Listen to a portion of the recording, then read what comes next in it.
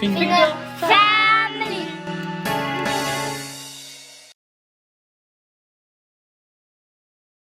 The creation of the world. In the beginning, God created the heavens and the earth. All was dark, and deep water covered the land.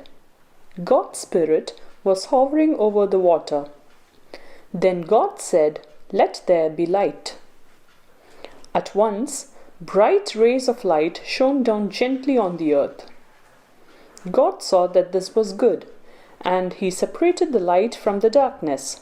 He called the light day and the darkness night. This was the first day.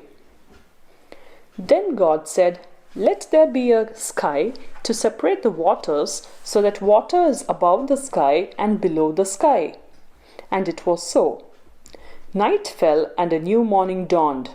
This was the second day. On the third day, God said, "Let the waters below the sky gather together and let dry ground appear." God called this dry ground land and the waters sea. And at God's word, grass and plants grew across the earth. Flowers blossomed and trees bearing rich fruit burst toward the sky. On the fourth day, God placed the sun in the sky to bring warmth and light to the earth. Night fell and God created the stars and the moon to fill the darkness above the earth. On the fifth day, God said, "All kinds of fish shall fill the oceans, and birds shall fill the sky." And so the birds and the fish were the first creatures to live on the earth.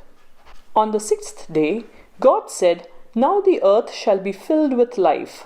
From the greatest animal to the smallest insect, God made each creature and sent them to live in all four corners of the earth.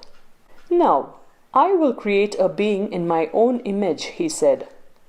Then God created man in His image. He created both male and female. "You have power over all living things in the sky, on the earth, and in the sea," God told them. God stopped and looked at all He had created. He said it was very good. On the seventh day, God finished His work.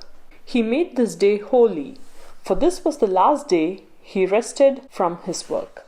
If you like the video, Subscribe to our YouTube channel by hitting the subscribe button below.